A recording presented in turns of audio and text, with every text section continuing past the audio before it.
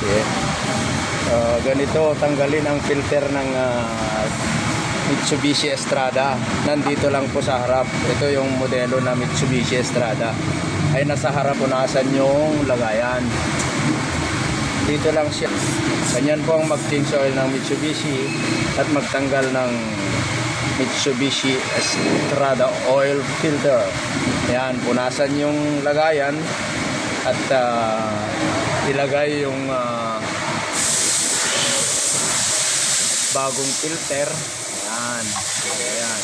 Maliit lang po yung filter, kaya kakamayin na lang po yung filter niya nandyan.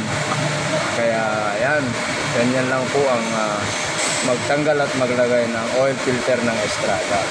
At doon sa likod naman po, nandun yung drain plug. Dito po yung drain plug niya. Ayan. Diyan po tatanggalin yung oil niya.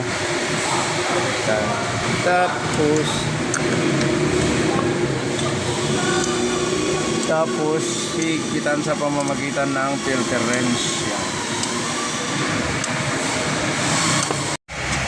At bago ibaba yung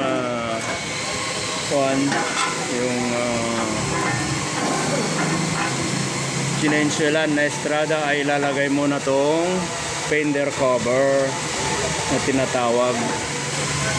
Ayan, may tornilyo siya, dalawa, yun dyan yung isa. Ayan. Ayan, pag nilagay na yan, ay pwede nang kargaan ng asyete. Ganyan po yung fender cover ng Mitsubishi Estrada. Hindi na ilagay yung sa may bolt niya alin, kaya yan, iusod mo yung isa, yun, hindi kasi nakausod yung isa doon sa kabila. Yan, ilagay mo ganyan, yun, para tumama yung tornilyo na. So kasi yung fender na tinatawag mga ka-mechanic, so kailangan may ilagay ito upang meron siyang guard sa engine at 4x4 niya. Ayan, lalagay lang yan. Ayan po ang gamit ng paghigpit ng tornilyo ng ganyan, para may maganda. Ayan po, ayan po. Yan po ang airbox niya. Ito po. Ito po yung tinatawag na airbox sa sasakyan. Ayan po, ayan. Air cleaner at airbox. Ayan. Lilinisan to bago tanggalin. Ay, bago ilagay ulit. Tapos yan naman ang asyete na ilalagay natin, synthetic. At syempre, ang mileage ng synthetic is 10,000 km. So ang kaya niyang, ang maximum na ilalagay po natin dito ay 7 liters lang itong makina na to, DIB. Ayan, polysynthetic po ang ilalagay natin. Sa pamamagitan po ng embudo, may lalagay nating maayos yung ating asyete para wala pong matapon. Kaya yan, gagamitan po natin ang embudo. Magkano ang bayad ng embudo sa palengke daw? Mga 35 pesos lang. Kaya mura lang, kayang-kaya na po. Pagkatapos may lagay yung 7 litro, ayan. Ito na po yung nailagay, mga ka-mechanics. Kaya ayan, tatanggalin na ulit yung embudo at sasaraduhan yung lagayan po ng oil ng Estrada. Diyan po, isasauli po.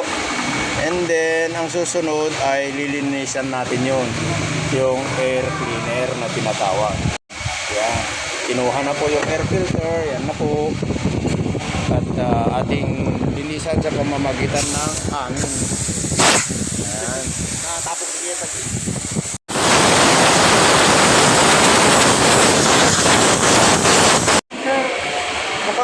Pagkatapos malinisan, ayan, isasauli na po yung air filter sa tamang lagayan. Ayan. Ayan po, isauli na po.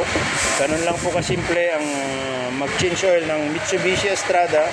Kung nagustuhan nyo ang yung video ginagawa ko, please subscribe my YouTube channel and paki-like na rin. Kung bago ka man sa aking channel, please subscribe my YouTube channel para lagi kayong updated sa mga video ginagawa ko katulad po nito.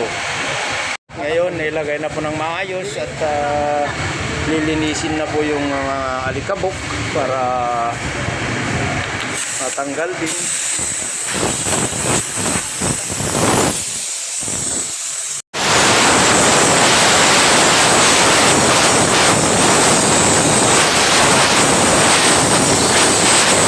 At ngayon tapos na po yung paglilinis. Ayan, okay na po. I-startin na po yung makina para malaman kung ayos na po yung andar.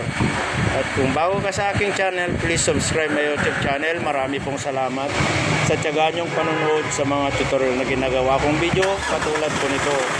Ayan na po, umandar na po. Ayan. Galing. Successful.